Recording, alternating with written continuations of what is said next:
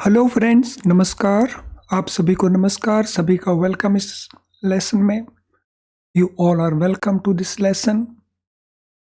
Live class में जितने students already join कर चुके हैं, क्विकली वो कंफर्म कर देंगे आपका ऑडियो वीडियो आपको एक्सेसिबल है। All live class students who have already joined, please confirm quickly your audio video is okay.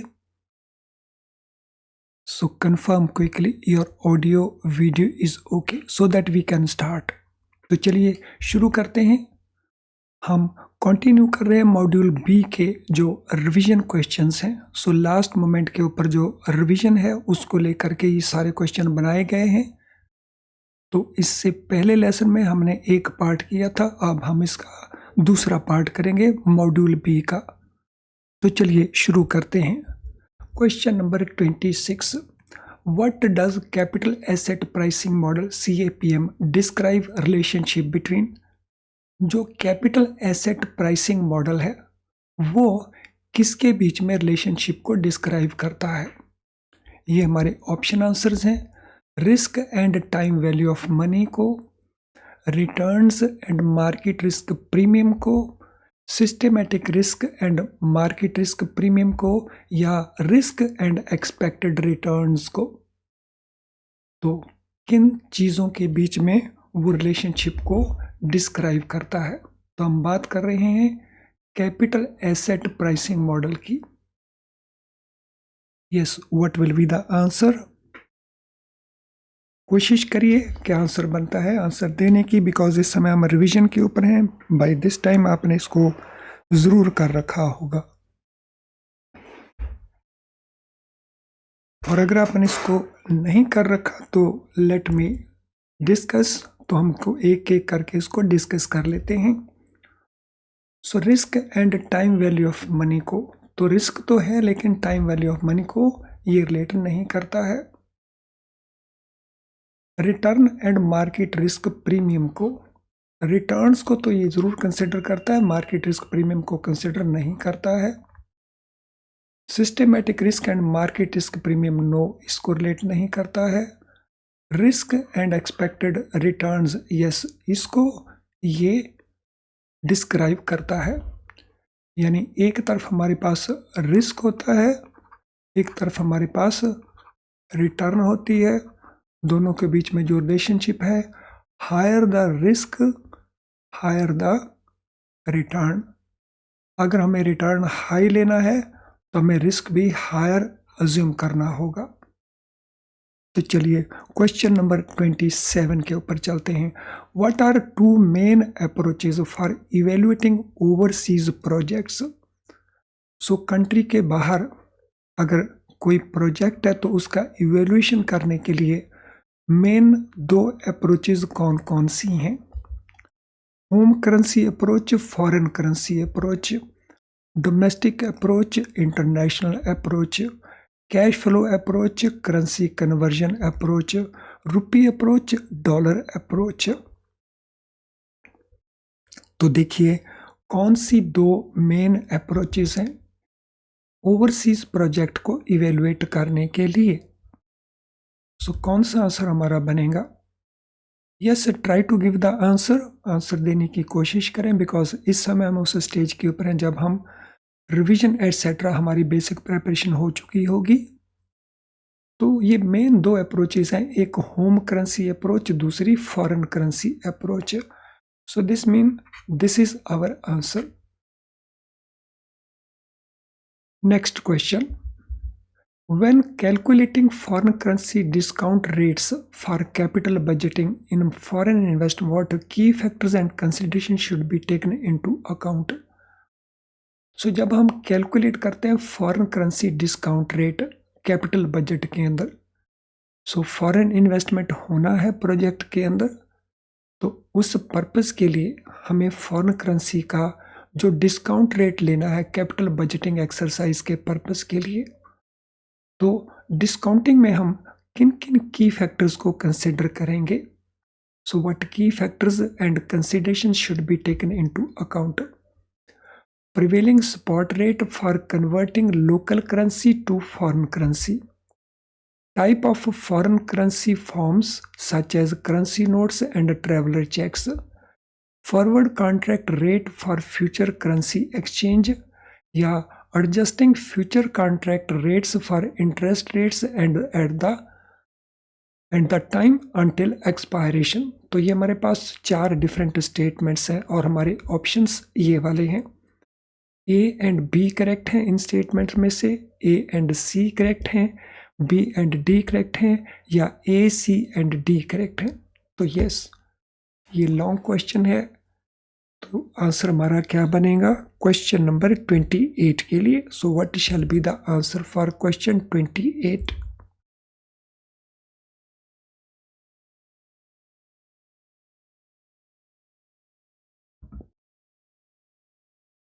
What is the answer for question 28? तो चलिए हमने देखने हैं वो की फैक्टर्स और कंसीडरेशन जो हम कंसिडर करेंगे कब, जब हम फॉरेन करेंसी के डिस्काउंट रेट को कैलकुलेट करने के लिए यूज करेंगे, डिटरमिन करेंगे. तो चलिए देख लेते हैं.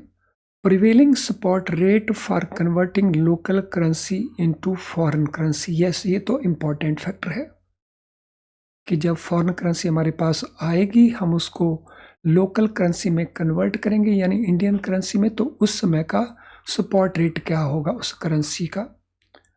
Type of foreign currency forms, currency notes, traveller cheques. तो इसको कंसिडर करने की ज़रूरत नहीं होती क्योंकि ये मैटर नहीं करता है, हमारे पास ये आनी ही नहीं है, हमारे पास बैंकिंग चैनल से डायरेक्ट आएगी. Forward contract rate for future currency exchange, तो ये तो इम्पॉर्टेंट फैक्टर रहेगा. Adjusting future contract rates for interest rates and the time until expiration. Yes, ये भी कंसिडर करना होगा. ए सी डी 3 फैक्टर्स हैं जो कंसिडर किए जाएंगे. That mean our option answer will be D. Arriving at an appropriate discount rate is essential for applying discounting method of project evaluation. In the context of calculating risk-adjusted discount rate, suppose the following data is provided. तो question क्या है, arriving at appropriate discount rate जरूरी है जब हमने discounting method को use करना हो. इस कॉन्टेक्स्ट में calculating risk adjusted discount rate हमने उसको फोकस करना है. ये हमें डेटा प्रोवाइडेड है. Risk free discount rate in country X is 5%. Risk free discount rate in country Y is 8%. Risk adjusted discount rate required by the company in country X is 12%. Calculate risk adjusted discount rate in country Y that would be acceptable to the company. तो ये हमारे पास calculation के लिए है. और हमारी options क्या हैं, तो 12.35, 14.28, 15.34 या इनमें से कोई भी नहीं. तो हमने कैलकुलेट क्या करना है, कैलकुलेट करना है हमने risk adjusted discount rate country Y के अंदर.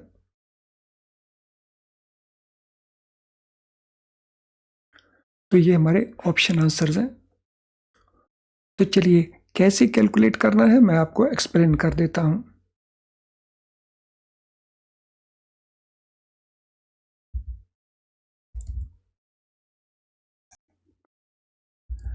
दिस इज द फार्मूला जो हम यूज करेंगे इस पर्पस के लिए, लेकिन यहाँ पे हम कैलकुलेशन नहीं करेंगे क्योंकि इस फार्मूले के थ्रू जब हम कैलकुलेशन करेंगे तो ये काफ़ी लॉन्ग कैलकुलेशंस हैं. It may take something about 5 to 7 minutes. और एग्ज़ाम में आपने तुक्का लगा के इस क्वेश्चन को टिक करना होगा तो कर देना, लेकिन कैलकुलेशन में आपने डिटेल में कैलकुलेशन वहाँ पे नहीं करना, सो दैट आपके दूसरे क्वेश्चंस कहीं रह ना जाएं. तो चलिए अगले क्वेश्चन के ऊपर चलते हैं. What does capital budgeting involve. Capital budgeting में क्या इन्वॉल्व रहता है. Estimating historical cost of the project, predicting future market behaviour, estimating future cost and revenue for long-term projects, calculating short-term financial risk. तो हमने बताना है इनमें से कौन सा एस्पेक्ट कैपिटल बजटिंग में इन्वॉल्व रहता है। हिस्टोरिकल कॉस्ट उसको एस्टिमेट करना, नो वो तो अवेलेबल रहती है। प्रेडिक्टिंग फ्यूचर मार्केट बिहेवियर वो इम्पॉर्टेंट होता है, लेकिन उतना इम्पॉर्टेंट नहीं, उससे कहीं ज़्यादा इम्पॉर्टेंट दूसरे एस्पेक्ट्स हैं। Estimating future cost and revenue for long term projects, yes exactly यही होता है। सो कैपिटल बजटिंग में हम जो फ्यूचर में कॉस्ट है उसको कंसिडर करते हैं, फ्यूचर का जो रेवेन्यू है उसको कंसिडर करते हैं, और वो भी शॉर्ट पीरियड के लिए नहीं, लॉन्ग पीरियड के लिए उसको कंसिडर किया जाता है।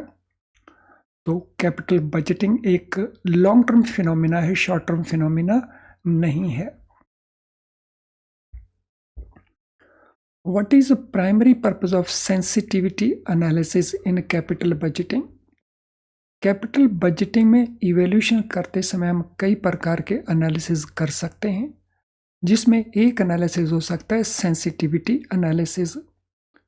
हमारा क्वेश्चन है कि इसका प्राइमरी पर्पस क्या होता है, तो चलिए पहले इसकी ऑप्शंस को देख लेते हैं। Estimating project duration, assessing market competition, assessing impact of changes in important variables on projections or estimates, analyzing environmental impact and social responsibility। तो यस, सेंसिटिविटी एनालिसिस के बारे में आपने ज़रूर पढ़ा होगा। तो देखिए कैपिटल बजटिंग में उसका प्राइमरी पर्पस क्या रहता है सेंसिटिविटी एनालिसिस का। तो it could be scenario analysis, it could be sensitivity analysis. तो क्या उसका इम्पैक्ट, क्या उसका पर्पस रहता है? फ्रेंड, सेंसिटिविटी एनालिसिस में वी ट्राई टू अंडरस्टैंड कि किसी भी प्रोजेक्ट का जो आउटकम है, प्रॉफिटेबिलिटी है, वो डिफरेंट फैक्टर से अफेक्ट होती है। तो उसको अफेक्ट करने वाले डिफरेंट फैक्टर्स होते हैं। तो उन फैक्टर्स को हम एक एक वेरी करके, एक एक फैक्टर को चेंज करके, उसकी वैल्यू को, उसकी परसेंटेज को चेंज करके उसका इम्पैक्ट देखते हैं कि प्रॉफिटेबिलिटी के ऊपर क्या होने वाला है। जैसे रॉ मटेरियल कॉस्ट अगर 2% चेंज होती है तो प्रॉफिट के ऊपर कितना इम्पैक्ट पड़ेगा। वेजेस अगर 7% चेंज होते हैं तो उसका इम्पैक्ट क्या पड़ेगा।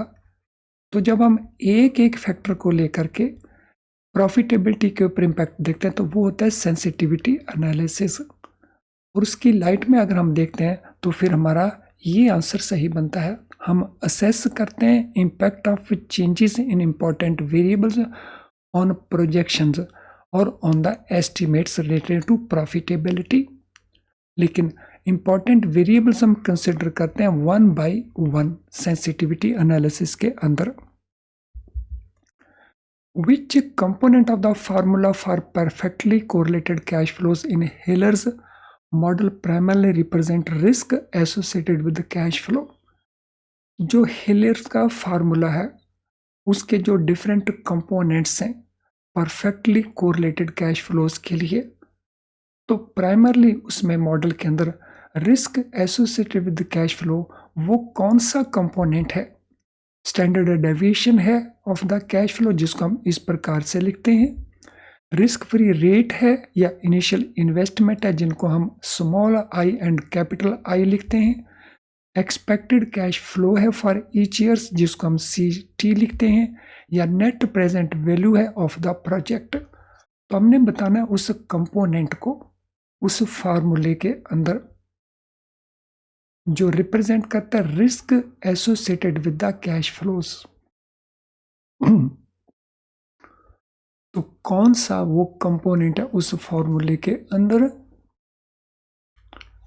सो हिलर्स के मॉडल के अंदर जो रिप्रेजेंट करता है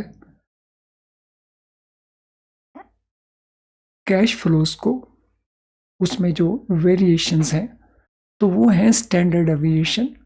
so standard deviation of cash flows ये वो कंपोनेंट है फार्मूले के अंदर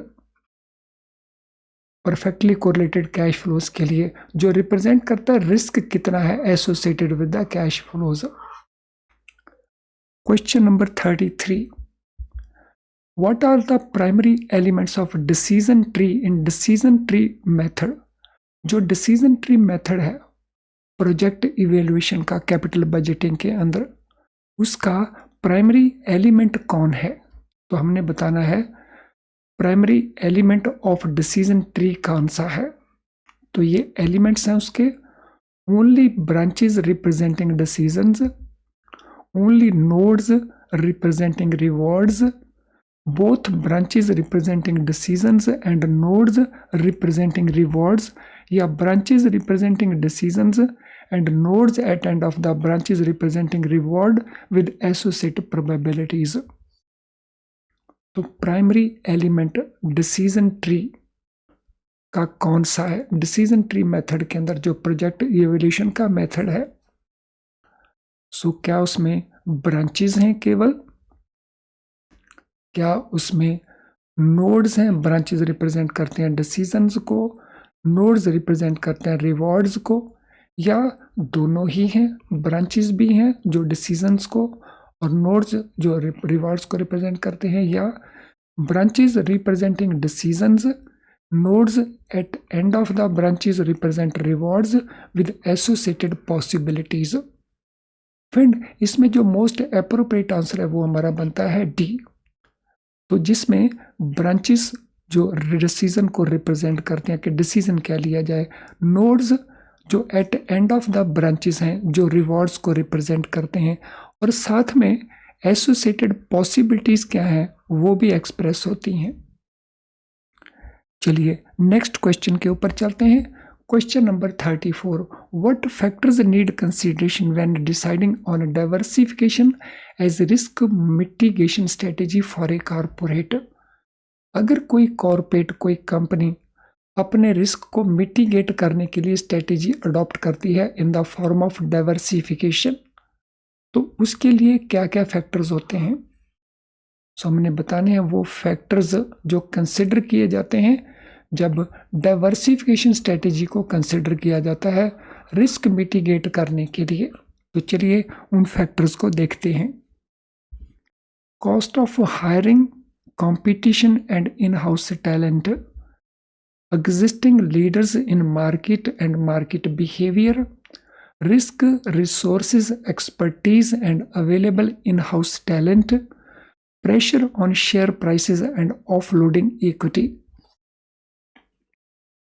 तो हमने बताना है फैक्टर्स कौन कौन से हैं जो कंसिडरेशन डिमांड करते हैं जब डाइवर्सिफिकेशन के ऊपर डिसाइड करेंगे कि हमने डाइवर्सिफिकेशन को रिस्क मिटिगेशन स्ट्रेटेजी के तौर के ऊपर अडॉप्ट करना है। एंड इसमें जो फैक्टर्स आते हैं वो आता है रिस्क, रिसोर्सेज आते हैं, एक्सपर्टीज आती है, और what is available in house talent. तो ये पार्ट्स आते हैं। सो कौन से फैक्टर्स हैं? रिस्क फैक्टर, रिसोर्सेस, एक्सपर्टीज और इन हाउस अवेलेबल टैलेंट क्या है? तो these are the factors which are considered. What is the purpose of strategic alliance as a risk management strategy? तो रिस्क मैनेजमेंट की स्ट्रेटेजी एक diversification है, दूसरी strategic alliance हो सकता है। तो इसका पर्पस क्या रहता है? What is the purpose of this strategy? To maintain unlimited risk-taking capacity, to quickly partner with willing and capable networks to exploit opportunities, to discourage diversification, to monopolize the market। हमने बताना है purpose strategic alliance का। Risk management के लिए sometime strategic alliance किए जाते हैं, तो उनके पीछे पर्पस क्या है? To maintain unlimited risk taking capacity. Unlimited risk taking capacity तो हो नहीं सकती, तो this is out. To quickly partner with willing and capable networks to exploit opportunities. Yes, strategic alliance के अंदर जो बेसिक फोकस होता है, जो अपॉर्चुनिटीज अवेलेबल है उनको एक्सप्लॉइट करना, और उसके लिए किसी कैपेबल नेटवर्क की तलाश करना जो विलिंग भी हो और कैपेबल भी हो, तो उसके साथ पार्टनरशिप कर लेना। तो यह रहता है हमारा पर्पस ऑफ स्ट्रेटेजिक अलायंस। तो अब हमारा क्वेश्चन आता है मैच पॉइंट्स का क्वेश्चन। तो मैच पॉइंट्स हमारे लिए लंबे क्वेश्चंस होते हैं और बहुत हमें अच्छा स्कोर देके जा सकते हैं। तो इनको हम कैसे हैंडल करेंगे? So what we have to do here, ये हमारे पास कुछ डिफरेंट टाइप ऑफ मॉडल या एनालिसिस हैं। सिनेरियो एनालिसिस है, सेंसिटिविटी एनालिसिस है, सिमुलेशन एनालिसिस है, हिलियर मॉडल है। तो हमने ये उनके एक्सप्लेनेशन है, इन एक्सप्लेनेशन को इनके साथ हमें मैच करना है। यानी नंबर 1 इनमें से किसको रिलेट करता है, नंबर 2 किसको रिलेट करता है, इस प्रकार से। और ये हमारे ऑप्शन आंसर्स हैं, तो जो हमने क्लिक करने हैं। तो चलिए देखते हैं क्या क्या है ये। तो यहाँ पे एक नहीं, वर्चुअली हम 4 डिफरेंट मॉडल्स को अंडरस्टैंड करने की कोशिश कर रहे हैं। यानी 4 क्वेश्चन है, ये एक क्वेश्चन नहीं है। तो चलिए, the uncertainty of future movements of certain variables can move either way. जो फ्यूचर मूवमेंट्स हैं किसी भी वेरिएबल की, जैसे इंटरेस्ट रेट्स हैं, रॉ मटेरियल की प्राइसेस हैं, वो किसी भी तरफ जा सकते हैं और वो अनसर्टेनिटी तो बनी रहती है। वेरिएबल कैन कॉस्ट, जो वेरिएबल क्या क्या हो सकते हैं? सो वेरिएबल कॉस्ट हो सकते हैं, रेवेन्यू हो सकते हैं, नेट प्रॉफिट्स हो सकते हैं। Taking all possible variables into account will be difficult task, making calculations complex. अगर हम एक ही बार में सभी वेरिएबल्स को लेते हैं तो इससे जो हमारा कैलकुलेशन का, एस्टिमेशन का जो टास्क है वो काफ़ी डिफिकल्ट हो जाएगा। तो कौन सा वो एनालिसिस है जिसका एम होता है to assess the impact of changes in each of these important variables on projections और एस्टिमेट्स।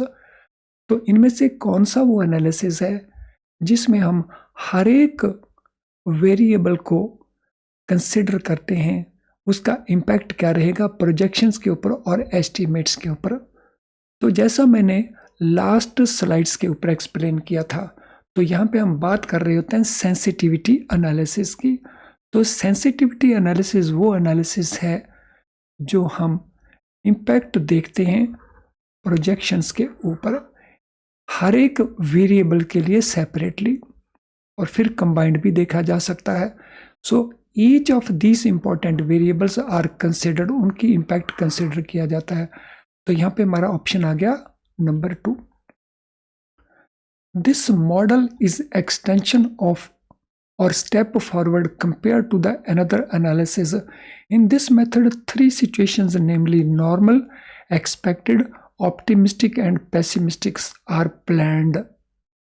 तो यहाँ पे ये जो मॉडल है जिसकी हम बात कर रहे हैं, ये एक्सटेंशन है किसी और मॉडल की, और इस मॉडल के अंदर हम 3 डिफरेंट सिचुएशंस को कंसिडर करते हैं। तो जब हम सीन बनाते हैं तो 3 डिफरेंट सिचुएशन को लेते हैं। एक नॉर्मल सिचुएशन हम कैलकुलेट करते हैं या एक्सपेक्टेड, सो नॉर्मल या एक्सपेक्टेड। दूसरी ऑप्टिमिस्टिक सीन हम क्रिएट करते हैं, और तीसरा पेस्टिमिस्टिक हम प्लानिंग करते हैं। तो इसके बेसिस के ऊपर हम फाइनली डिसीजन लेते हैं। तो यहाँ पे हम किस मॉडल की बात कर रहे हैं? तो here we are talking about creating 3 different scenes, यानी we are talking about scenario analysis. तो इसका आंसर बनेगा सिनेरियो एनालिसिस। तो ये बन गया हमारा 1, ये था हमारा number 2। Next, this analysis is based on NPV like earlier methods. According to this, the view is that risk associated with cash flow is reflected in the standard deviation of cash flows. Lesser the deviation of cash flows from the mean value, the lesser would be risk and vice versa. अगर हम अपनी discussion को recall करें, इसी lesson के अंदर हमने standard deviation of cash flow के ऊपर डिस्कशन किया था। वो कौन सा मेथड है, तो थोड़ा रिकॉल करिए। सो कौन सा वो मेथड था? तो वो मेथड था हिलियर मॉडल। तो हमने इसको डिस्कस किया था 4-5 क्वेश्चंस पहले, जहाँ पे फार्मूला था स्टैंडर्ड डेविएशन T का। तो हम हिलियर मॉडल की यहाँ पे बात कर रहे हैं। तो इस ऑप्शन नंबर 4, और ये हमारा बचा नंबर 3 सिमुलेशन एनालिसिस। इसको देख लेते हैं ये क्या होता है। It means that it is not real. जो सिमुलेशन है ये रियल नहीं होता। It is imitation and deception, ये नकल की होती है, यानी एक हम फर्जी सिनेरियो क्रिएट करते हैं, एक्शन क्रिएट करते हैं। It is a process of creating similar but artificial situation. तो ये वो प्रोसेस है जिसमें हम एक आर्टिफिशियल सिचुएशन जो रियल जैसी है वो हम क्रिएट करते हैं, लेकिन वो रियल होती नहीं। We conduct analysis by finding out sensitivity, और उसके बाद हम एनालिसिस कंडक्ट करते हैं सेंसिटिविटी को फाइंड आउट करने के लिए, जिसमें हम एनपीवी को ले सकते हैं, आईआरआर को ले सकते हैं, या किसी और क्राइटेरिया को ले सकते हैं। तो अगर हम इसको देखें तो इसके पॉइंट ऑफ व्यू से 1 का 2, 2 का 1, 1 का 2, 2 का 1, 3 का 4, 4 का 3, यानी ऑप्शन बी हमारा आंसर बन जाता है। तो देखिए कितना इंपॉर्टेंट क्वेश्चन है। हमने 4 डिफरेंट एनालिसिस को एक ही शीट के ऊपर एक्सप्लेन कर लिया है, अंडरस्टैंड कर चुके हैं। तो क्या आपको लगता है कि ये तो सचमुच में बहुत यूजफुल है? अगर ऐसा है तो मेरा रिक्वेस्ट है अभी आप सभी से कि थोड़ा सा फीडबैक दीजिए इसी वीडियो के कमेंट बॉक्स में जाकर के। बॉक्स में नहीं, इस वीडियो के कमेंट बॉक्स में चले जाइए और वहाँ पे अपने कमेंट दे दीजिए कि ये सारे का सारा हम बहुत अच्छे से अंडरस्टैंड कर पा रहे हैं। So we are able to understand, और we can say the session is very very useful. तो कमेंट बॉक्स में टाइप कर दीजिए। उससे यूट्यूब क्या है कि वो और बहुत सारे स्टूडेंट्स को इस लेसन को दिखाने की अपने लेवल के ऊपर कोशिश करता है, क्योंकि आपने इसको यूजफुल फाइंड आउट किया। तो कर दीजिए क्विकली, फटाफट ये कमेंट दे दीजिए ताकि और बहुत सारे स्टूडेंट्स को इस वीडियो को वॉच करने का अपॉर्चुनिटी मिल जाए। चलिए अगले क्वेश्चन के ऊपर चलते हैं। What does the certainty equivalent method aim to address? तो एक मेथड है सर्टेनिटी इक्विवेलेंट मेथड। तो इसका एम किस चीज को एड्रेस करने का होता है तो वो हमने बताना है। तो ये हमारे ऑप्शंस हैं। It focuses on long term risk management, it strives to maximise return on investment, it assumes a constant rate of risk, it considers our attitude towards risk and variability of the outcomes। तो certainty equivalent method का aim किसको address करने का है? Yes, question number 36। कोशिश करिए answer देने की।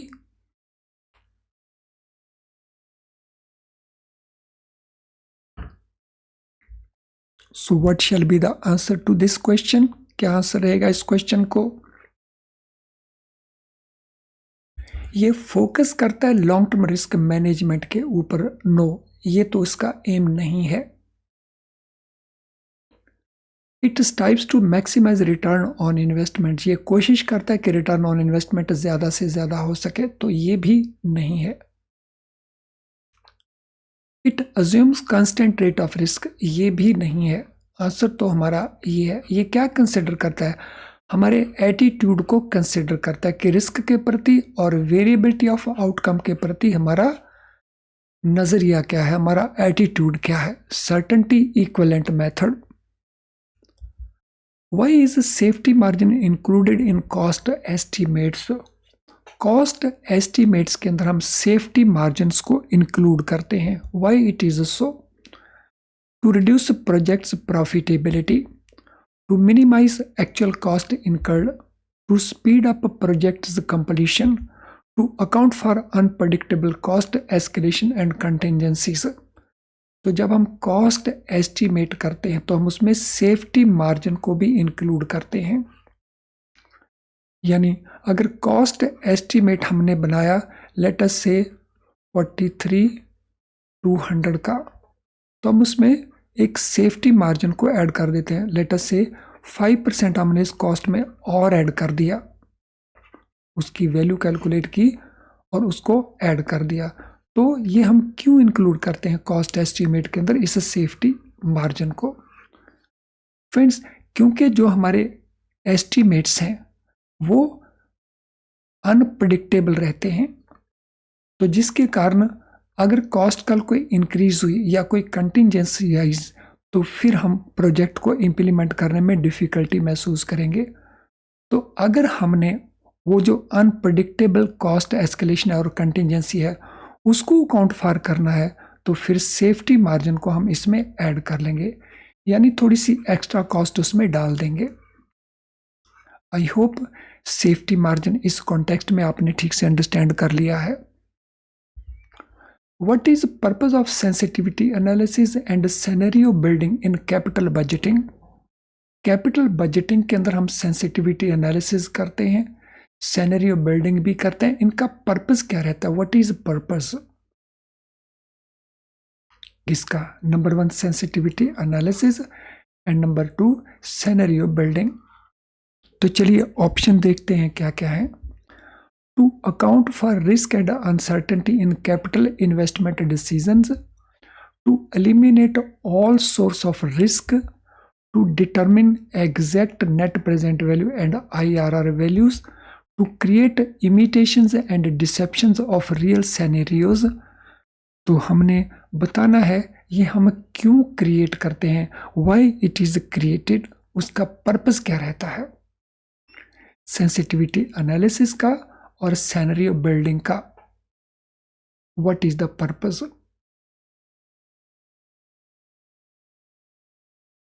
तो क्या पर्पस रहता है? तो पर्पस रहता है कि हम इमिटेशंस एंड डिसेप्शंस रियल सिनेरियो का क्रिएट करते हैं, हम उनकी कॉपी बना लेते हैं, एक सिचुएशन क्रिएट कर लेते हैं फर्जी। सो इमिटेशन और डिसेप्शन रियल सिचुएशन का, रियल सिनेरियो का। तो चलिए अगले क्वेश्चन के ऊपर चलते हैं। व्हाट आर की characteristics of Hillier's model for analysing risk in investment decisions? जो हिलियर का मॉडल है तो एनालाइज करने के लिए रिस्क इन इन्वेस्टमेंट डिसीजंस, उसके की कैरेक्टरिस्टिक्स क्या क्या है? Hilliard's model is based on a net present value like earlier methods. Risk associated with the cash flow is reflected in standard deviation of cash inflows. Perfect correlation among cash flows implies that behavior of cash flow in all years is alike. In the formula for uncorrelated cash flows, standard deviation of cash flows for each year is represented by standard deviation T. और ये हमारे option answers हैं characteristics के लिए। ये characteristics हैं और उनमें से हमने इनको पिकअप करना है, तो ये हमारे ऑप्शन आंसर्स हैं। तो कौन कौन से ऑप्शंस हमारे बनते हैं? तो हम यहाँ पे बात कर रहे हैं हिलियर्स मॉडल की। तो कौन कौन से वो की कैरेक्टरिस्टिक्स हैं हिलियर्स मॉडल के? सो हिलियर मॉडल के थ्रू हम एनालाइज करते हैं रिस्क को इन्वेस्टमेंट डिसीजंस के अंदर। तो चलिए देख लेते हैं कौन कौन से कंपोनेंट्स हैं। सो इस मॉडल का जो बेस है वो है नेट प्रेजेंट वैल्यू, जैसे दूसरे मेथड्स के अंदर है। यस, ये तो करेक्ट है।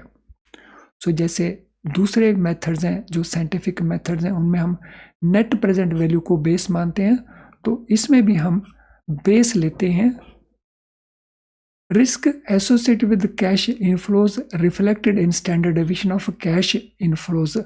Yes, this is correct. Perfect correlation among a cash flow implies that behavior of cash flows in the all years is alike। तो जब हम बात करते हैं परफेक्ट कोरिलेशन की, तो उसका मीनिंग ही यही है कि सभी सालों का जो कैश फ्लो होगा वो एक जैसा होगा। तो ये भी करेक्ट है। In the formula for uncorrelated cash flows, standard deviation of cash flow for each year is represented by standard deviation of T. Yes, this also is correct. और इसको हम डिस्कस कभी कर चुके हैं किसी और क्वेश्चन के अंदर। तो दैट मीन हमारे सारे के सारे ऑप्शन करेक्ट हैं। तो हमारा ऑप्शन आंसर बन जाएगा A B C D, all correct. What are factors which determine risk perception in business management? So business management में जो रिस्क परसेप्शन है उसको डिटरमिन करने के कौन कौन से फैक्टर्स हैं? तो चलिए ऑप्शंस को देख लेते हैं। Skill of decision maker and knowledge of business, cost and nature of fixed and variable cost, financial leverage and method of fundraising, strategy for handling contingencies and unforeseen events, और ये हमारे ऑप्शंस हैं। तो हमने बताना है फैक्टर्स कौन कौन से हैं जब हम रिस्क परसेप्शन को डिटरमिन करते हैं। टू डिटरमिन रिस्क परसेप्शन, तो उन फैक्टर्स को हमने आइडेंटिफाई करना है इनके अंदर। तो यस, सभी स्टेटमेंट्स को रीड करें, केयरफुली इवेलुएट करें उनको, इसका आंसर तलाश करें। क्वेश्चन नंबर 40 के लिए what is the answer?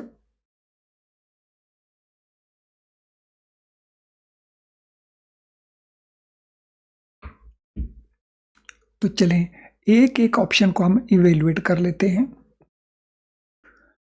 So risk perception business management में पहले को देखते हैं, स्किल ऑफ डिसीजन मेकर। जिसने भी डिसीजन लेना है उसकी स्किल्स क्या है और उसका नॉलेज क्या है अबाउट द बिजनेस। यस, ये तो important factor, no doubt about it. Cost and nature of fixed and variable cost. तो फिक्स्ड कॉस्ट में कैपिटल की ज़रूरत रहती है और वेरिएबल कॉस्ट में वर्किंग कैपिटल की ज़रूरत रहती है। तो उन कॉस्ट को सही प्रकार से आइडेंटिफाई करना और उसको एस्टिमेट करना, तो ये भी इम्पॉर्टेंट फैक्टर रहता है। और वो तभी पॉसिबल है जब डिसीजन मेकर जो है उसके पास वो स्किल्स एंड नॉलेज होगा। Financial leverage and method of fund raising, तो रिस्क परसेप्शन में ये मैटर नहीं करता है। Strategy for handling contingencies and unforeseen events, क्या स्ट्रेटेजी अडॉप्ट की जाएगी अगर कोई कंटिजेंसी आती है या अनफॉर्सीन इवेंट्स हैपन होती हैं, तो फिर स्ट्रेटेजी क्या होगी? तो ये भी इंपॉर्टेंट फैक्टर है। तो अगर हम इसको लेते हैं तो हमारा आंसर बन जाता है ABD। This mean this answer is correct answer. Next question के ऊपर चलते हैं। तो ये क्वेश्चन हमारा है एक बार फिर से मैच पॉइंट्स का question. Given below are different type of cost, तो अलग अलग टाइप की कॉस्ट में दे रखी है। अपॉर्चुनिटी कॉस्ट दे रखी है, रेलेवेंट कॉस्ट दे रखी है, फिक्स्ड कॉस्ट दे रखी है, वेरिएबल कॉस्ट दे रखा है। तो हमने इसकी एक्सप्लेनेशन के साथ इनको मैच करना है और ये हमारे पास डिफरेंट ऑप्शन है। तो चलिए इनको हम देखते हैं, मैच करने की कोशिश करते हैं। अगर आपने इन कॉस्ट को अच्छे से पढ़ रखा है, फिर इनको डिफ्रेंशिएट करने में, आइडेंटिफाई करने में डिफ़िकल्टी बिल्कुल भी नहीं आएगी। लेकिन अगर हम इनके बारे में नहीं जानते या नहीं हमने पढ़ रखा, तो आपने कुछ इम्पोर्टेंट छोड़ रखा है। इन एनी केस ये जो रिवीजन क्लास है डेफिनेटली आपको हेल्प करने वाला है। तो चलिए देखते हैं क्या क्या है। Salary of staff, rent of office, depreciation on building and machine, तो इनमें से ये कौन सी कॉस्ट है? यस, बताइए इनमें से ये कौन सी कॉस्ट है? ऑफिस स्टाफ की सैलरी, ऑफिस का रेंट, बिल्डिंग की या मशीन की डेप्रिसिएशन, इनमें से कौन सी कॉस्ट है? अपॉर्चुनिटी कॉस्ट है, रेलेवेंट कॉस्ट है, फिक्स्ड कॉस्ट है या वेरिएबल कॉस्ट है? फ्रेंड, ये जो कॉस्ट है पहले हम इसकी नेचर को देखें। किसी भी फर्म के अंदर सेल्स लेवल 100 हो या सेल्स लेवल 200 हो, क्या ऑफिस के रेंट में चेंज आएगी? क्या जो डेप्रिसिएशन होनी है बिल्डिंग की, मशीन की, उसमें चेंज आएगी? क्या ऑफिस के स्टाफ की जो सैलरी है उसमें चेंज आएगी? नहीं आएगी। और अगर चेंज नहीं आएगी तो हम इसको ले लेंगे फिक्स्ड कॉस्ट का पार्ट। तो ये बन जाती है फिक्स्ड कॉस्ट, यानी यहां पे आ गया हमारा number 3। Now second, raw material purchased, payment of wages, manufacturing expenses, power and fuel, ये अपॉर्चुनिटी कॉस्ट है, रेलेवेंट कॉस्ट है या वेरिएबल कॉस्ट है? तो एक बार फिर हम सेल्स से इसको रिलेट कर लेते हैं। अगर सेल्स 100 है तो रॉ मटेरियल की कॉस्ट, पेमेंट ऑफ वेजेस की कॉस्ट, मैन्युफैक्चरिंग की कॉस्ट, पावर एंड फ्यूल की कॉस्ट, तो क्या सेम रहने वाली है अगर हमारी सेल्स 200 हो जाए? तो वेरी करने वाली हैं। अगर हमने सेल ज़्यादा करनी है तो रॉ मटेरियल का परचेज भी ज़्यादा करना होगा, वेजेस लेबर को ज़्यादा पे करनी होगी, मैन्युफैक्चरिंग एक्सपेंसेस भी ज़्यादा होंगे, पावर एंड फ्यूल भी ज़्यादा खर्च होगा। यानी यहाँ पे ये एक्सपेंसेस हैं, ये वेरी करेंगे अकॉर्डिंग टू सेल। तो ये बन गए हमारे variable cost. Loss of income on an investment which could not be made since other investment was preferred. हमारे सामने इन्वेस्टमेंट अपॉर्चुनिटी एक्स है, हमारे सामने इन्वेस्टमेंट अपॉर्चुनिटी वाई है। इसके ऊपर रिटर्न हमें मिलता है 8% का, इसके ऊपर हमें रिटर्न मिलता है 8.7% का। हमने इसको प्रेफर किया और इस प्रोसेस में ये जो अपॉर्चुनिटी हमारे पास अवेलेबल थी, ये अपॉर्चुनिटी हमें लॉस हो गई है, इसको हम यूज नहीं कर पाए। तो here we are talking about opportunity cost. तो ये हो गया हमारा number 1, this one. Last one, cost which is appropriate at given point of time for a given situation. तो वो कॉस्ट जो एक गिवन सिचुएशन के ऊपर और वो भी एक गिवन टाइम के ऊपर एप्रोप्रिएट होती है। So these cost are those future cost which will be affected by a decision. तो ये जो कॉस्ट है, हम यहाँ पे रेलेवेंट कॉस्ट की बात कर रहे हैं, वही बचा हुआ है। तो रेलेवेंट कॉस्ट क्या है? ये वो कॉस्ट है जो एप्रोप्रिएट जानी जाती है at given time for a given situation. This mean जो रेलेवेंट कॉस्ट है it will differ from decision to decisions. इनको हम अवॉइडेबल कॉस्ट भी कहते हैं। तो अगर ये क्वेश्चन आ जाए कि अवॉइडेबल कॉस्ट हम किसको कहते हैं, तो ये कॉस्ट होती है रेलेवेंट कॉस्ट। तो देखिए हमने यहाँ पे 5 तरह के कॉन्सेप्ट को कवर कर लिया है। अवॉइडेबल कॉस्ट क्या होती है? रेलेवेंट कॉस्ट है। रेलेवेंट कॉस्ट क्या होती है? ये उसका एक्सप्लेनेशन है। अपॉर्चुनिटी कॉस्ट क्या होती है? फिक्स्ड कॉस्ट क्या कहती है? वेरिएबल कॉस्ट क्या होती है? तो 5 इंपॉर्टेंट कॉन्सेप्ट हमने एक छोटे से क्वेश्चन के अंदर कवर कर लीजिए। हाँ, मैं मानता हूं उतना छोटा नहीं है। तो अगर हम इसको कंसिडर करते हैं तो हमारा ऑप्शन आंसर क्या बनता है? ऑप्शन आंसर बनता है हमारा डी। तो आई एम श्योर ये क्वेश्चन करने के बाद ये सारी कॉस्ट के बारे में आपको क्लैरिटी हो गई होगी। तो जिन्होंने अभी तक भी कमेंट नहीं दिया है इस वीडियो लेसन के कमेंट बॉक्स में, तो मेरा रिक्वेस्ट है वो कमेंट जरूर कर दें कि सेशन आपको कैसा लग रहा है। थोड़ी सी रेटिंग कर दीजिए सेशन की। इससे जो दूसरे स्टूडेंट्स हैं उनको एक अपॉर्चुनिटी मिलती है इस वीडियो को वॉच करने के लिए, दे फील एनकरेज्ड। तो चलिए अब अगले क्वेश्चन के ऊपर चलते हैं। सो कर देंगे कमेंट जिन्होंने नहीं किया है, खास तौर के ऊपर जो हमारे रिकॉर्डेड वर्जन को देख रहे हैं वो वीडियो को वो पॉज कर लेंगे और पॉज करके कमेंट लिख देंगे। नेक्स्ट क्वेश्चन के ऊपर चलते हैं। What consideration should be kept in mind while estimating revenue and cost in project risk analysis. So जब हम प्रोजेक्ट रिस्क एनालिसिस करेंगे उसके अंदर हम रेवेन्यू को एस्टिमेट करते हैं, उसके अंदर हम कॉस्ट को एस्टिमेट करते हैं। तो कंसिडरेशंस क्या क्या होंगी जो हम माइंड में रखेंगे at that time? Revenue estimates should be conservative to account for unexpected, unfavorable events. Cost estimates should have safety margin which may range from 10% to 30% depending upon type of cost. Flexibility in investing may be required with a cutoff point set based on risk-taking ability and return expectation. Sensitivity analysis and scenario analysis can help evaluate impact of cost changes and revenue fluctuations. और ये हमारे options हैं। तो हमारी considerations क्या रहेंगी mind के अंदर जब हम एस्टिमेट करेंगे रेवेन्यू कॉस्ट को प्रोजेक्ट रिस्क एनालिसिस करते हुए? तो काफ़ी लंबे चौड़े ऑप्शंस आंसर्स हैं, तो सभी को केयरफुली रीड करें और आंसर प्रोवाइड करें क्वेश्चन नंबर 41 के लिए। So what will be the answer for question number 41?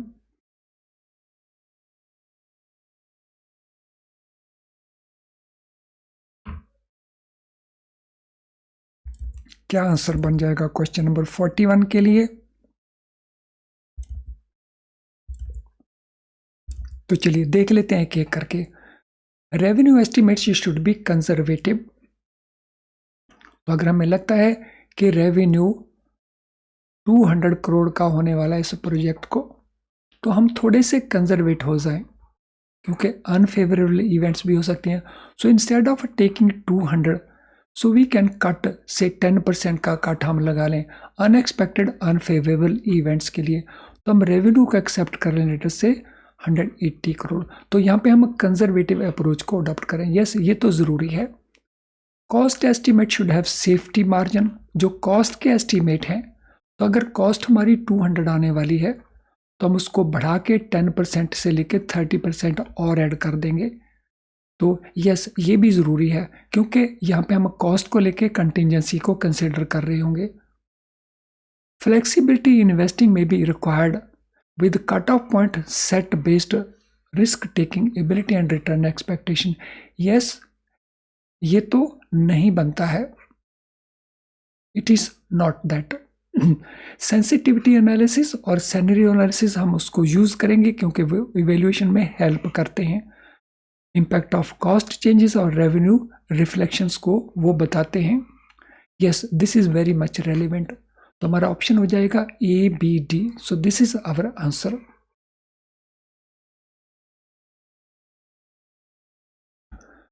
तो फ्रेंड्स, अब हम चलेंगे चैप्टर नंबर 12 के ऊपर। यहां तक था हमारा चैप्टर नंबर 11।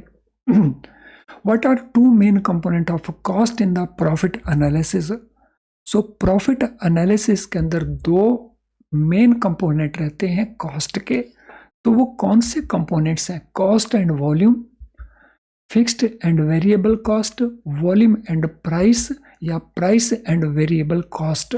तो दो मेन कंपोनेंट कौन कौन से हैं कॉस्ट के प्रॉफिट एनालिसिस के अंदर? बहुत आसान सा आंसर है। तो यस, ये आंसर हमारे सामने पड़ा हुआ है। एक होता है फिक्स्ड कॉस्ट, एक होता है वेरिएबल कॉस्ट। फिक्स्ड कॉस्ट कौन सा कॉस्ट है? सो फिक्स्ड कॉस्ट है जो चेंज नहीं होता। कब? जब सेल्स में चेंज है, सेल्स चेंज हो रहे हैं, लेकिन ये कॉस्ट चेंज नहीं हो रही। जैसे हमने अभी थोड़ी देर पहले एग्जांपल ली थी, डेप्रिसिएशन कॉस्ट चेंज नहीं होती। वेरिएबल कॉस्ट कौन सी है? सो वेरिएबल कॉस्ट वो कॉस्ट है जिसको हम कहते हैं जो वेरी करती है according to level of sales. तो अगर सेल्स चेंज होती हैं तो वो वेरिएबल कॉस्ट भी चेंज होते हैं। तो ये दो मेन कंपोनेंट हैं प्रॉफिट एनालिसिस के। तो हमारा आंसर बन गया बी।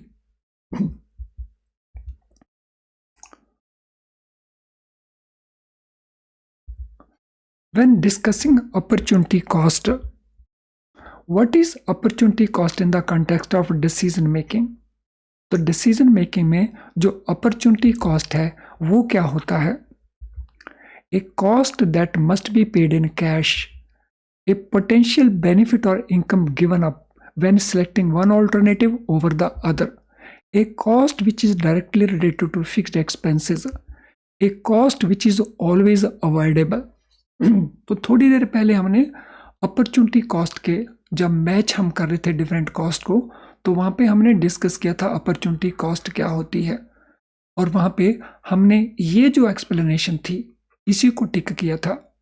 यानी अगर हमारे सामने ऑल्टरनेटिव इन्वेस्टमेंट्स हैं, अगर हम एक ऑल्टरनेटिव को चूज करते हैं तो दूसरे ऑल्टरनेटिव की इनकम को हम गिवन अप कर देते हैं। तो ऑप्शन बी हमारा यहाँ पे इसका आंसर बनता है। What condition might take a large order less attractive in decision making? So क्या वो कंडीशन हो अगर हमारे पास कोई लार्ज ऑर्डर आता है वो लेस अट्रैक्टिव हो जाए और हम उसकी फेवर में डिसीजन ना करें? So what condition might make large order less attractive in decision making? तो हमने बताना है वो कंडीशन क्या है। New production line opportunities, less discount from the supplier, conditions like extended credit period or goods return, और ये हमारे सामने ऑप्शंस हैं ए बी सी, तो ए तो है नहीं, सी बी सी डी हमारे पास ऑप्शंस हैं। तो चलिए इन्हीं में से हम डिसाइड करेंगे।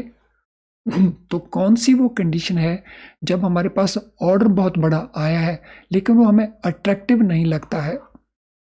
न्यू प्रोडक्शन लाइन अपॉर्चुनिटी अगर है तो यस, ये तो फैक्टर नहीं है। Less discount from the supplier, ये भी फैक्टर नहीं है। लेकिन एक्सटेंडेड क्रेडिट पीरियड है या गुड्स रिटर्न है तो ये हमारे लिए लेस अट्रैक्टिव बन जाता है। तो क्रेडिट पीरियड ज़्यादा दो जिससे वर्किंग कैपिटल की ज़रूरत पड़ेगी, गुड्स की रिटर्न उसकी एश्योरेंस दो, तो ये इश्यूज उसको लेस अट्रैक्टिव बना देते हैं। तो चलिए अगले क्वेश्चन के ऊपर चलते हैं।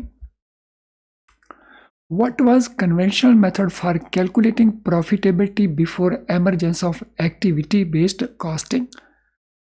Activity-based costing मेथड आने से पहले कौन सा वो कन्वेंशनल मेथड था जिसके थ्रू हम प्रॉफिटेबिलिटी को कैलकुलेट करते थे? वो एक कन्वेंशनल मेथड था, assigning cost to products based on their market value, using historical data on sales and revenue, allocating cost to product using metrics like unit produced or customers, calculating cost based on raw material used। तो हमने बताना है उस conventional method का नाम जिसके through हम profitability calculate करते थे। कब? जब ए बी सी मेथड हमारे पास अवेलेबल नहीं था। तो क्वेश्चन 45 में क्या आंसर बनता है, देखिए what will be the answer. तो वो मेथड था जब हम कॉस्ट को एलोकेट कर देते थे प्रोडक्ट्स को, जिसमें हम मैट्रिक्स लाइक यूनिट प्रोड्यूस कितने हुए, कस्टमर्स कितने हैं, यानी हम टोटल कॉस्ट देख लेते थे और फिर टोटल कॉस्ट को हम डिवाइड कर देते थे नंबर ऑफ यूनिट्स प्रोड्यूस्ड या कितने कस्टमर को हमने सर्व किया। तो उस मेथड को हम यूज़ करते थे, उस मैट्रिक को हम यूज़ करते थे। Before activity based costing method was developed. In ABC system, what is the role of cost driver? तो ABC क्या है? तो ये मेथड हमने यहाँ पे देखा था, एक्टिविटी बेस्ड कॉस्टिंग। तो इसके अंदर रोल ऑफ कॉस्ट ड्राइवर क्या रहता है? It measures the quantity of resources consumed by the activity, it is measure of production, marketing and research, it is group of cost incurred on a particular activity. It causes a change in cost of activity and can be further categorized into resource cost driver and activity cost driver. तो question number 46 में answer क्या होगा? तो मुझे लगता है यहाँ पे तो हम थोड़ा गैस वर्क कर सकते हैं अगर वो क्वेश्चन का आंसर नहीं भी आता है।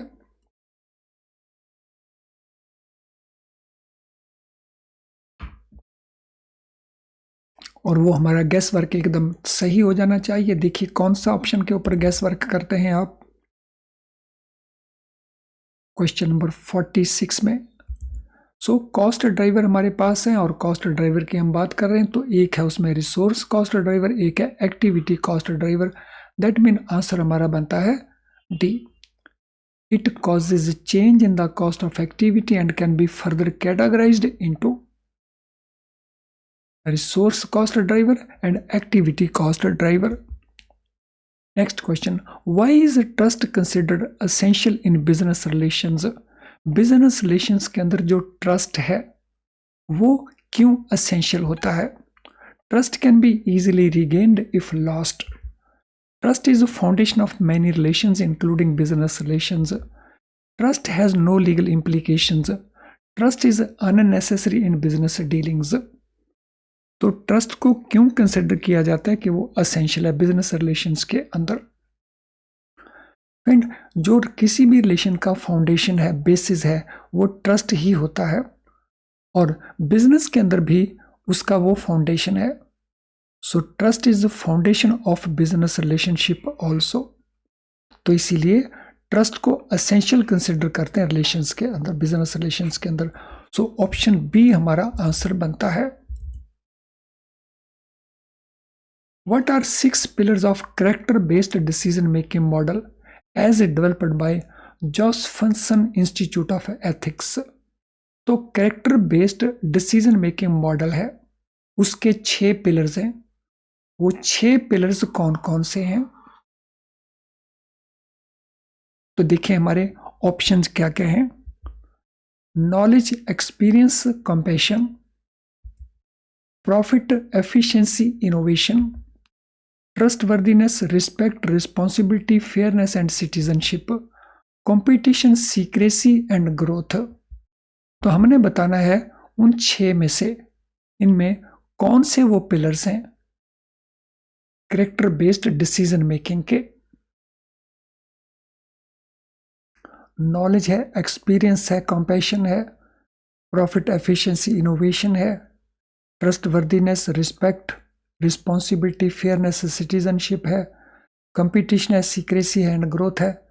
तो यहाँ पे वो 6 के 6 पिलर्स नहीं दिए गए, लेकिन उनमें से जिन पिलर्स को दिया गया है, तो उन 6 पिलर में से इनमें वो कौन से पिलर्स हैं, तो वो आंसर हमने प्रोवाइड करना है क्वेश्चन नंबर 48 के लिए। फ्रेंड, वो 6 पिलर में से यहाँ पे 5 पिलर्स दे रखे हैं। ट्रस्ट वर्दीनेस है, रिस्पेक्ट है, रिस्पॉन्सिबिलिटी है, फेयरनेस है एंड सिटीजनशिप है। How does CPV analysis, cost volume profit analysis, help answer financial questions related to business decisions? तो जो CPV एनालिसिस है वो कैसे हेल्प करता है फाइनेंशियल क्वेश्चन को आंसर देने के लिए जो बिजनेस डिसीजंस के साथ रिलेटेड है। Assessing impact of reducing selling price and increasing volume on profits, determining additional sales volume required to cover fixed cost when they change due to advertising campaigns और sales promotion measures, evaluating best compensation structure for sales staff, whether fixed salary, commission or combination of both, या predicting the efforts on financial results in case of fluctuations in sales price, output or cost। और ये हमारे options हैं, तो हमने बताना इनमें से कौन सी ऑप्शन हमारी करेक्ट बनती है। CPV एनालिसिस कैसे हेल्प करता है फाइनेंशियल क्वेश्चन को आंसर करने में जो बिजनेस डिसीजन से रिलेटेड है। बिजनेस डिसीजन से रिलेटेड कई फाइनेंशियल क्वेश्चंस होते हैं, तो CPV एनालिसिस वहां हमें हेल्प करता है। So question 49, what will be the answer? तो चलिए देख लेते हैं। Assess impact of reducing selling price and increasing volume on profits. तो अगर हम सेलिंग प्राइस को रिड्यूस कर दें या वॉल्यूम को हम इंक्रीज कर दें तो उसका इम्पैक्ट प्रॉफिट के ऊपर क्या होगा, ये असेस करने में हमारी हेल्प करता है। This is correct. Determining additional sales volume required to cover fixed cost. अगर फिक्स्ड कॉस्ट को हमने कवर करना हो तो उसके लिए हमें एडिशनल सेल्स वॉल्यूम कितने करने होंगे, क्योंकि हम अगर एडवर्टीजमेंट करते हैं या सेल्स प्रमोशन के जो खर्चे करते हैं फिक्स्ड, तो उनको कवर करने के लिए एडिशनल सेल कितनी हमें करनी होगी, इसका आंसर भी वो प्रोवाइड करता है। Evaluating best compensation structure for sales staff, whether fixed salary, commission और कॉम्बिनेशन ऑफ बोथ। यस, इस कॉम्पनसेशन के स्ट्रक्चर को भी इवेल्युएट करने में हेल्प करता है। Predicting effect on financial results in case of fluctuation in sales price, output और कॉस्ट। अगर इन फैक्टर्स में फ्लक्चुएशंस होती हैं तो हमें वो प्रेडिक्ट करके बताता है कि फाइनेंशियल रिजल्ट के ऊपर क्या इम्पैक्ट होने वाला है, तो ये भी करेक्ट है। तो this mean all the above here are correct. तो सारे के सारे हमें यहाँ पे करेक्ट देखने को मिल रहे हैं। अगले क्वेश्चन में जाने से पहले हम इस इंपॉर्टेंट इंफॉर्मेशन को देख लें। फ्रेंड्स, आप अपनी प्रिपरेशन क्या IIBF बुक्स को यूज़ करके कर रहे हैं? अगर आप इन बुक्स को यूज़ कर रहे हैं अपनी प्रिपरेशन के लिए तो आपके सामने कुछ इश्यूज हो सकते हैं, जैसे डिफ़िकल्ट टू अंडरस्टैंड। इन बुक्स में जो कुछ लिखा गया है, जैसे लिखा गया है, उसको अंडरस्टैंड करने में आपको डिफ़िकल्टी लगती है। वेरी टाइम कंज्यूमिंग, क्योंकि वो डिफ़िकल्ट है, आपको उसको बार बार पढ़ना पड़ता है, तो इसीलिए आपको बहुत टाइम स्पेंड करना पड़ रहा हो सकता है। आप बहुत सारी प्रैक्टिस करना चाहते हैं, लेकिन प्रैक्टिस के लिए आपको बहुत सारे क्वेश्चंस नहीं मिलते। हर चैप्टर के पीछे थोड़े थोड़े क्वेश्चंस गिवन होते हैं। केस स्टडीज ऑलमोस्ट मिलती नहीं है बुक के अंदर, और केस स्टडीज तो हमारी बहुत इंपॉर्टेंट रोल प्ले करते हैं हमारे एग्जाम के अंदर। तो इन प्रॉब्लम का फिर सॉल्यूशन क्या है हमारे पास? फ्रेंड्स, अगर आप यूज़ करते हैं हमारे बेस्ट क्वालिटी लो प्राइस्ड वीडियो लेसन्स को, तो उससे आपकी जो फर्स्ट 2 प्रॉब्लम्स हैं वो सॉल्व हो जाएंगी। इन वीडियो लेसन्स में हम कॉन्सेप्ट को बहुत आसान करके समझाते हैं, तो एक तो आप उसको फॉलो कर जाते हैं और बहुत क्विक टाइम में फॉलो कर जाते हैं, यानी आपकी ये पहली दोनों प्रॉब्लम्स हमारे वीडियो लेसन से सॉल्व हो जाती हैं।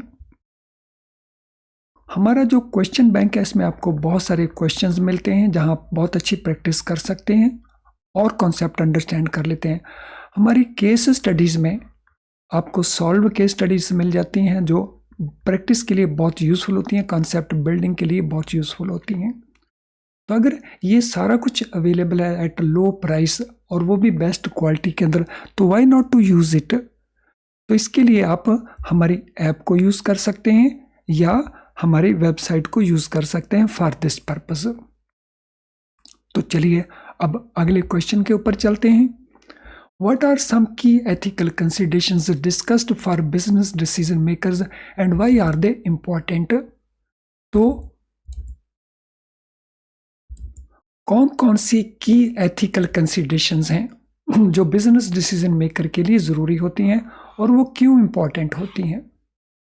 तो देख लेते हैं वो एथिकल कंसिडरेशंस क्या है, मॉरल कंसिडरेशंस क्या है।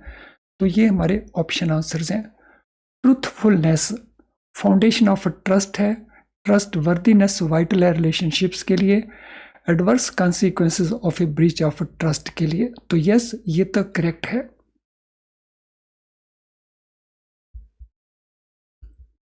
ये हमारे ऑप्शंस हैं, तो दिस इज करेक्ट। ये तो इंपॉर्टेंट कंसिडरेशन है।